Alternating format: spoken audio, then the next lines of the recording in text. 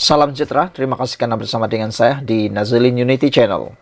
Ini satu pendedahan paling mengejutkan daripada Najib Tun Razak, walaupun sudah berada di dalam penjara Kajang, namun demikian, apa yang berlaku pendedahan demi pendedahan paling mengejutkan kita. Berjayakah Najib keluar daripada penjara? Itu semua terjawab tidak lama lagi. Ini pendedahan terkini yang mengejutkan kita daripada mahkamah berkaitan dengan perbicaraan Najib Tun Razak, berkait dengan SRC dan juga berkait dengan 1MDB. Menurut saksi, sebahagian 4 bilion ringgit dana SRC tak dilaburkan dalam sektor tenaga. Itu yang diberitahu kepada mahkamah hari ini. Pakar pemulihan aset Angela Backhaus berkata, sebahagian dana berkenan dipindahkan menerusi 5 entiti. Pakar pemulihan aset luar pesisir memberitahu Mahkamah Tinggi bahawa sebahagian daripada 4 bilion ringgit pinjaman yang diperoleh SRC Internasional daripada kumpulan wang persaraan KWAP tidak dilaburkan dalam aktiviti berkaitan sektor sumber dan tenaga sebagaimana tujuan asalnya. Pengarah urusan Quantuma Internasional Angela Backhaus berkata, apabila bank negara membenarkan pinjaman daripada KWAP kepada SRC Bank itu, menetapkan syarat pada 3 November 2011 bahawa 1.8 bilion daripada pinjaman KWAP pertama harus digunakan untuk memperoleh 2 syarikat di Indonesia, iaitu PT ABM Investama dan Bumi Resources TBK PT, dan 2 syarikat di Mongolia, iaitu Gobi Coal and Energy Limited dan Adens Tavan Tolgai. Backhaus yang memberi keterangan sebagai saksi kedua dalam prosiding samaan sivil SRC Internasional berkata, pada 6 April 2012, kebenaran kedua bank pusat itu menyatakan bahawa pinjaman KWAP kedua, iaitu 2 bilion ringgit, perlu digunakan untuk pelaburan dalam industri tenaga dan sumber asli, tidak termasuk minyak dan gas. Sesetengah dana dilaburkan dalam PT ABM Investama dan Gobi Coal and Energy Limited. Bagaimanapun majoriti pinjaman KWAP bukan untuk memperoleh 4 entiti yang disenaraikan dalam kebenaran pertama BNM maupun melabur dalam tenaga dan sumber asli seperti yang dinyatakan dalam kebenaran kedua, katanya.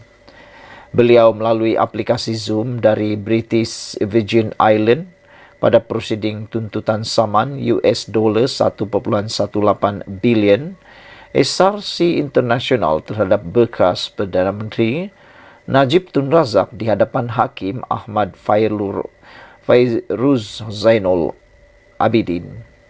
Saksi itu berkata berdasarkan pemahamannya mengenai dokumen yang terkandung dalam rekod, untuk membolehkan SRC Internasional memberikan pinjaman mata wang asing kepada syarikat asing, Bank Negara Malaysia antaranya perlu memberikan kebenaran kepada syarikat berkenan dan bersetuju dengan tujuan-tujuan yang ditetapkan. Hanya melalui kebenaran ini, SRC Internasional diberi kuasa untuk membuat pinjaman mata wang asing yang diperlukan kepada SRC BVI dalam dolar AS, katanya.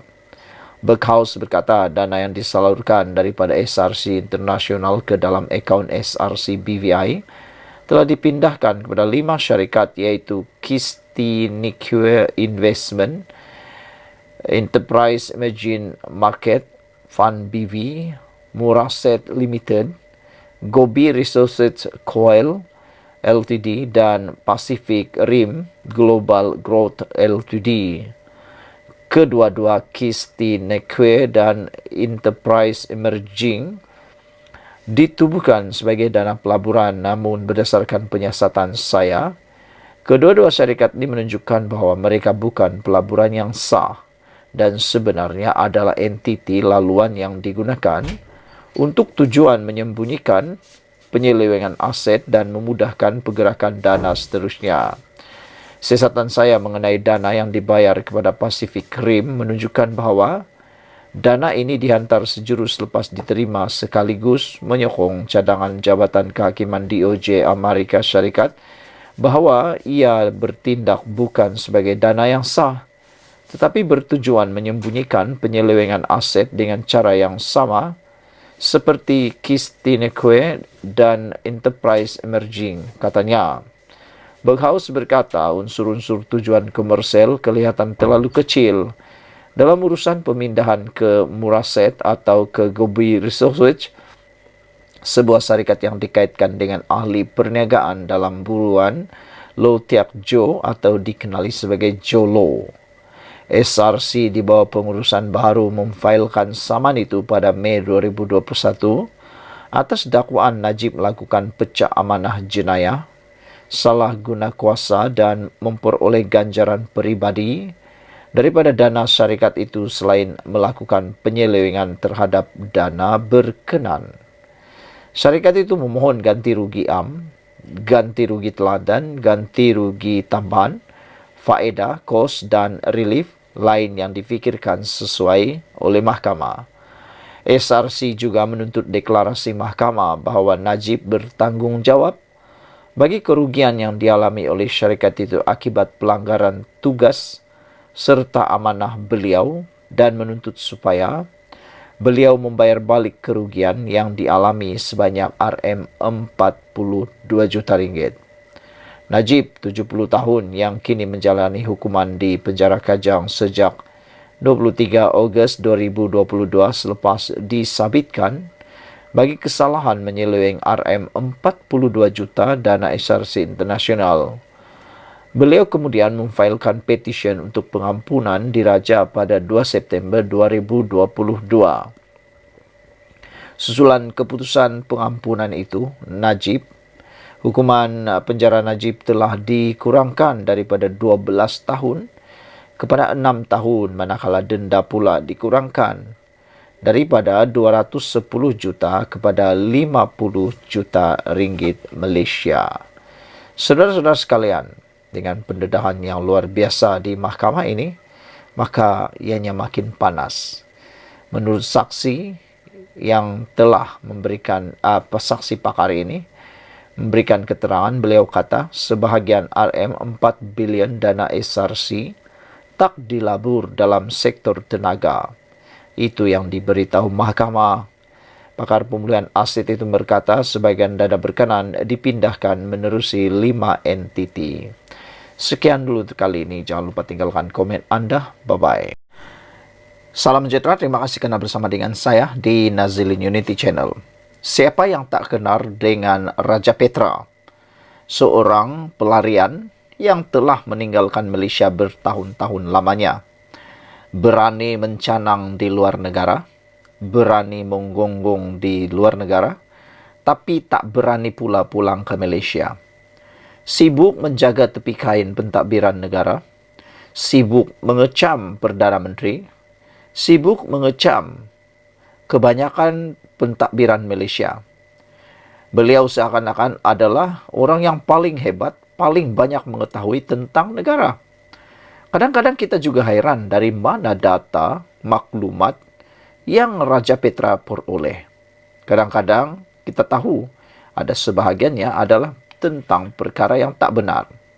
Tapi persoalan besar, siapakah tali barut kepada Raja Petra sehingga beliau mudah mendapatkan maklumat-maklumat penting daripada negara? Bahkan tidak keterlaluan, ada juga maklumat sulit yang sering kali beliau lebih dahulu dapat berbanding dengan orang lain. Itu satu kehebatan Raja Petra.